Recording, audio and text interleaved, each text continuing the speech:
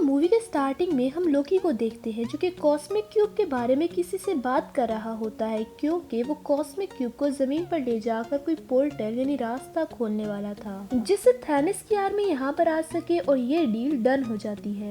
अब हम shield agency का सीन देखते हैं, वहीं पर कॉस्मिक क्यूब रखा गया था। अब वहीं पर एक हेलीकॉप्टर लैंड करता है जिसमें निक फ्यूरी वो अंदर आकर एक साइंटिस्ट से मिलते हैं। तो उनको बताया जाता है कि कॉस्मिक क्यूब से अजीब तरह की रेडिएशन दिख रही है और कोई नहीं जानता ऐसा क्यों है। तभी वहाँ पर लोकी आ जाता है जो कि कॉस्मिक क्यूब को लेने आया होता है। सब लोग फौरन से कॉस्मिक क्यूब को गार्ड करने लगते हैं, लेकिन लोकी अपनी पावर्स का यूज करते हुए उन्हें दो टोक गिरा देता है और कॉस्मिक क्यूब उठाकर भागने लगता है। निक फ्यूरी पीछे से उसे शूट कर रहा होता है और उसके पीछे कार्स में कुछ लोग जाते हैं, लेकिन वो भागने में कामयाब हो जाता है। अब निक फ्यूरी वहाँ के लोगों से कहते हैं कि हमें द एवेंजर्स की टीम बनानी होगी, हमें कॉस्मिक क्यूब को दोबारा से पाना होगा। अब यहाँ पर हमें एक और बात पता चलती है कि शील्ड एजेंसी ने थैनोस और उसके लोगों से लड़ने के लिए एक बहुत ही ज्यादा पावरफुल वेपन बनाया होता है और ये कॉस्मिक क्यूब की एनर्जी से ही बना था। अब निक फ्यूरी सीधा कैप्टन अमेरिका के पास जाते हैं जो कि फर्स्ट एवेंजर हैं। निक फ्यूरी से सब कुछ बताते हैं कि कॉस्मिक क्यूब को चुरा लिया गया और उसे वापस लाने में हमें तुम्हारी हेल्प की जरूरत है। और दूसरी तरफ हम नताशा को देखते हैं जो कि इंडिया जाकर हल्क को लाती है और उसे कहती है कि तुम्हें कॉस्मिक क्यूब के बारे में काफी नॉलेज है, तो हमें तुम्हारी मदद चाहिए ताकि हम उसको दोबारा से पा सकें। और इधर हम एक एजेंट को देखते हैं जो कि टोनी स्टार्क से इसके बारे में बात करता है और अब ये भी एवेंजर्स की टीम में शामिल हो जाता है। अब इसी एजेंट को हम प्लेन में कैप्टन अमेरिका के साथ देखते हैं। वो उसको कहता है कि आपका काम बहुत अच्छा है और मैं इसको एडमायर करता हूँ। अब प्लेन लैंड हो जाता है और कैप्टन अमेरिका मिलते हैं हल्क और नताशा से। वो लोग एक दूसरे से मिलकर बहुत खुश होते हैं।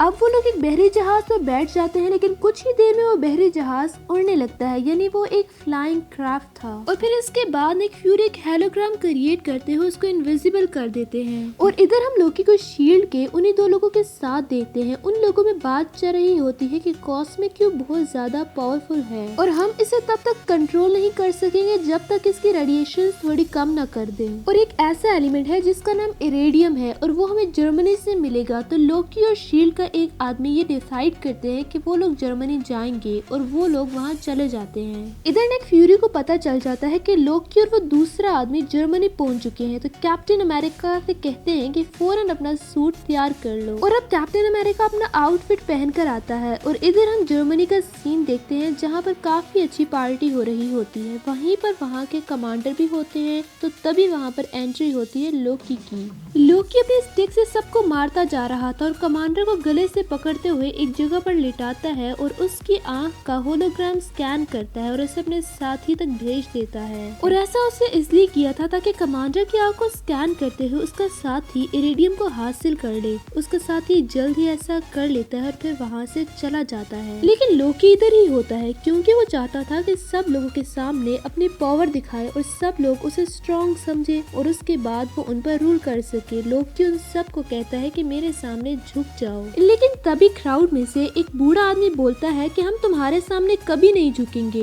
तो लोकी अपनी मैजिकल स्टिक से एनर्जी निकालता है और उस पर फेंकता है, लेकिन इससे पहले कि वो बूढ़े आदमी को टच होती है और वो मारा जाता, कैप्टन अमेरिका वहाँ पर पहुंचकर अपनी शील्ड आगे कर देता है जिससे वो बूढ़ा आदमी बच जाता है। वहाँ पर कैप्टन अमेरिका लोकी से कहता है कि तुम्हारी भूल है कि ये लोग तुम्हारे सामने झुकेंगे और सब लोग जानते हैं कि तुम कैसे हो और तुम डिजर्व ही नहीं करते कि इस दुनिया पर रूल कर सको। ये सुनकर लोकी को गुस्सा आ जाता है और यहाँ पर भी वो अपनी मैजिकल स्टिक का यूज करने लगता है, लेकिन तभी कैप्टन अमेरिका दोबारा से अपनी शील्ड आगे कर लेता है और वो ही शील्ड उस लोकी की तरफ फेंकता है, लेकिन लोकी उस पर दोबारा से अटैक करने लगता है। तो कैप्टन अमेरिका रोल होते हुए पीछे जाता है। लोकी अपनी स्टिक से कैप्टन अमेरिका को काफी ज्यादा हिट कर रहा होता है। तभी वहाँ पर एंट्री होती है आयरन मैन की, जिसको देखकर लोकी घबरा जाता है कि अब तो ये दो लोग हैं, अब मैं इनसे कैसे लड़ूंगा। तो वो फौरन उनके साथ जाने के लिए तैयार हो जाता है और अब ये दोनों लोकी को अपने साथ ले जाते हैं। अब ये आयरन मैन कुछ लोगों के साथ बातें कर ही रहा होता है कि ये लोग यानी लोकी और उसके साथी जर्मनी इसलिए आए थे कि इरिडियम को पा सके, क्योंकि उस कॉस्मिक क्यूब को कंट्रोल करना इतना आसान नहीं है। और सिर्फ ये नहीं, उसको एक्टिवेट करने के लिए या उसको यूज करने के लिए बहुत सारे टेम्परेचर की जरूरत है और इतना टेम्परेचर उनको जर्मनी में मौजूद एक टावर में मिलेगा। दूसरी तरफ हम लोकी को देखते हैं जो कि यूं ही नहीं सरेंडर करके इस एयरक्राफ्ट में आया होता है, बल्कि इसके पीछे भी उसकी बहुत बड़ी प्लानिंग होती है।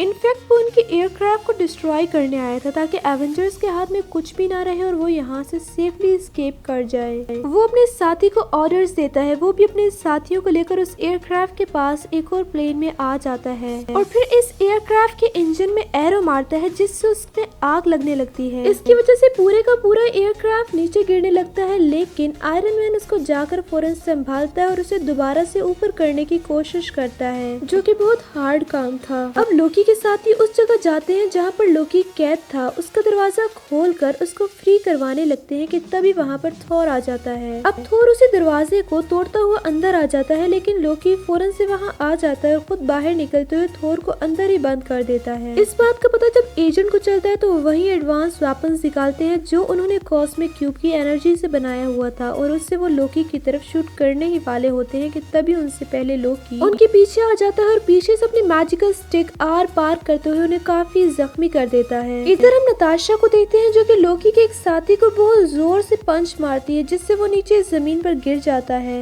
और इधर हम लोकी को यहाँ से एस्केप करता हुआ देखते हैं। वो टॉवर पर पहुंच जाता है और वहाँ पर मौजूद एक मशीन में कॉस्मिक क्यूब लगा भी देता है और इधर हम सब एवेंजर्स को एक साथ देखते हैं तो निक फ्यूरी ने बताते हैं कि हमने एक एजेंट को खो दिया है जो कि कुछ देर पहले इस स्टिक से जख्मी हुआ है। सब काफी उदास हो जाते हैं तो आयरन मैन कहता है कि हमें कैलिफोर्निया में मेरी इंडस्ट्री जाना चाहिए। अब ये सब कैलिफोर्निया पहुंच जाते हैं, लेकिन बुरी बात ये होती है कि कॉस्मिक क्यूब की वजह से पोर्टल खोल दिया गया था और थैनोस की सारी आर्मी यहाँ पर पहुंच जाती है। यहाँ पर सब एवेंजर्स एक साथ होते हैं। हल्क भी गुस्सा करके अपने असली रूप में आ चुका था। उसके बाद वो सिमोन को बस को एक पंच मारता है और उसे फौरन डिस्ट्रॉय कर देता है। ये सब परेशान होते हैं कि पोर्टल को आखिर कैसे बंद किया जाए। तभी निक फ्यूरी को कुछ डायरेक्टर्स की कॉल आती है और वो कहते हैं कि अगर आप लोग इस पोर्टल को बंद ना कर सके तो हमारे पास आखिरी ऑप्शन यही है कि हम इस पूरी सिटी को मिसाइल के साथ उड़ा दें और वो मिसाइल जल्द ही इधर आ रहा होगा। आप लोग अपनी जान बचा कर रखिएगा। निक फ्यूरी ये बात आयरन मैन को बताते हैं कि हमारे पास सिर्फ 2.5 मिनट यानी 2.5 मिनट है। इसी में या तो हमें पोर्टल को बंद करना होगा या उसके बाद मिसाइल आने पर उसे रोकना होगा। अब नताशा काफी घबरा जाती है और वो लोकी की मैजिक स्टिक लेकर उस पोर्टल के पास पहुंचती है। उसमें से काफी ज्यादा एनर्जी निकालते उस पोर्टल को बंद करने की कोशिश करती है, लेकिन तभी आयरन मैन उसे कहता है कि रुको, मेरे पास एक और आइडिया है। मेरे पास एक मिसाइल है जिसे मैं उस जगह फेंकूंगा जहां थैनोस के लोग हैं। और वो मिसाइल लेकर उस जगह पहुंच भी जाता है और उस जगह को डिस्ट्रॉय कर देता है, लेकिन काफी टाइम हो जाता है, वो वहां से नहीं लौटता। और कैप्टन अमेरिका नताशा से कहते हैं कि हमारे पास और टाइम नहीं है, हमें ये पोर्टल क्लोज करना होगा वरना हम सब भी डिस्ट्रॉय हो जाएंगे और मारे जाएंगे। नताशा इस पोर्टल को बंद करने लगती है। आयरन मैन अभी भी इसी पोर्टल में था। वो सब काफी दुखी हो जाते हैं और ये नहीं जानते थे कि अब आगे क्या होने वाला है। अगर पोर्टल को बंद ना किया तो उन पर मिसाइल गिरा दिया जाएगा और अगर पोर्टल को बंद कर दिया तो आयरन मैन अंदर ही रह जाएगा। लेकिन तभी इस पोर्टल में से आयरन मैन नीचे की तरफ आता है, यानी इस दुनिया में गिरता है। सब लोग बहुत खुश हो जाते हैं। उन्होंने थैनोस की कम्युनिटी को भी तबाह कर दिया था और उनका दोस्त भी वापस आ चुका था। सब लोग उनको काफी अप्रिशिएट करते हैं। अब एवेंजर्स उसी टावर तक जाते हैं जहाँ पर लोकी को पकड़ लिया जाता है। फिर हम देखते हैं कि थॉर लोकी को लेता है और साथ ही कॉस्मिक क्यूब को भी, और उसको अपने साथ लेकर अपने रहने की जगह यानी एस्कॉर्ट तक जाता है, जो कि हमने मूवी थॉर में भी देखा था। तो इस मूवी एवेंजर्स के पार्ट 1 के एंडिंग सीन में हम देखते हैं कि एक आदमी थॉर को कह रहा होता है कि जमीन के लोग बहुत पावरफुल हैं, हमें इनसे लड़ने के लिए और ज्यादा स्ट्रॉन्ग होना चाहिए। तभी यहाँ पर स्माइल पास करता है, यानी वो इस चीज के लिए भी तैयार है।